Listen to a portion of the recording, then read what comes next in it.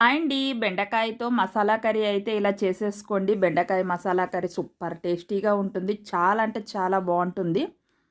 బాగా చూస్తున్నారు. చాలా బాగా సపోర్ట్ చేస్తున్నారు. ఇలాగే మీ సపోర్ట్ ఉండాలని కోరుకుంటున్నాను.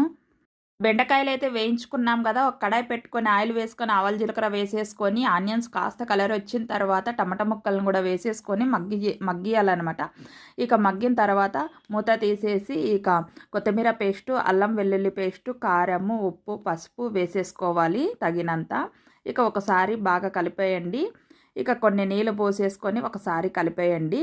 ఇక బెండకాయ ముందుగా వేయించుకున్న బెండకాయలు ఉన్నాయి కదా, కలిపేసుకోవాలి. కాసేపు మూత పెట్టేయాలన్నమాట. ఇక మగ్గిన తర్వాత మూత తీసి చూడండి, మసాలా బెండకాయ అయితే రెడీ అయిపోయింది. ఇక ఈ బెండకాయలోకి చపాతీ సూపర్ ఉంటుందన్నమాట కాంబినేషన్. చాలా అంటే చాలా బాగుంటుంది.